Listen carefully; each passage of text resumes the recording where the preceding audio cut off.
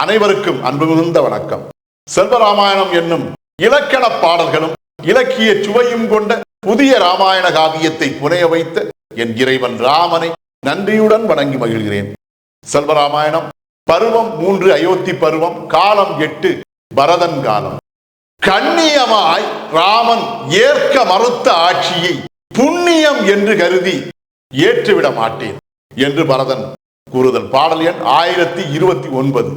அண்ணனு குழைக்கவே ஆயினோன் பரதன் மண்ணிதில் என்பதால் மாண்புடை பெரியோன் கண்ணியம் ஆட்சியை கருதவே மறுத்தும் புண்ணியம் என்றதை போற்றியோ ஏற்பேன்.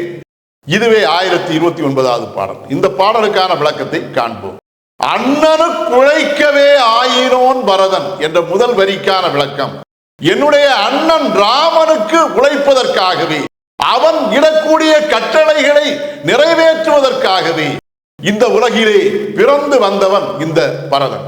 மண்ணிதில் என்பதால் மாண்புடை பெரியோன்.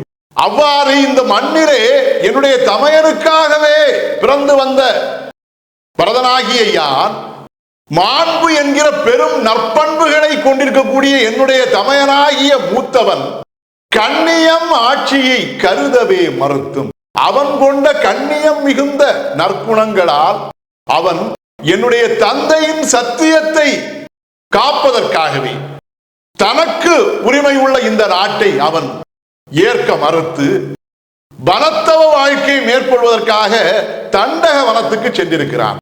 அவ்வாறு என்னுடைய தமையன் ராமன் தன்னுடைய நற்பண்புகளால் ஏற்க மறுத்த இந்த ஆட்சியை புண்ணியம் என்றதை போற்றியோ ஏற்பேன். என்னுடைய அண்ணன் ஏற்க மறுத்த அந்த ஆட்சியை நான் ஏற்பது பெரிய புண்ணியம் என்று எண்ணவும் மாட்டேன், எண்ணி ஏற்கவும் மாட்டேன், அதை போற்றவும் மாட்டேன் என்று மீண்டும் அவன் உறுதியோடு அந்த ஆட்சியை ஏற்க மாட்டேன் என்று தன்னுடைய உறுதிப்பாட்டை வெளிப்படுத்தினான். இதுவே 1029வது பாடலுக்கான விளக்கம். செல்வராமாயணத்தின் 1030வது பாடல் மற்றும் அதன் விளக்கம் ஆகியவற்றை அடுத்த பகுதியில் காண்போம். இறையருளால் அடியேன் இயற்றிய நல்லதோர் இலக்கியத்தையே செல்வராமாயண காவியமாக உங்கள் முன் தொடர்ந்து வழங்கி வருகிறேன். உங்கள் அன்பையும் ஆதரவையும் தொடர்ந்து தந்து இந்த புதிய ராமாயண காவியத்தை அனைவரிடத்திலும் கொண்டு சேர்க்குமாறு உங்களை அன்போடு கேட்டுக்கொள்கிறேன். அனைவருக்கும் நன்றி, வணக்கம்.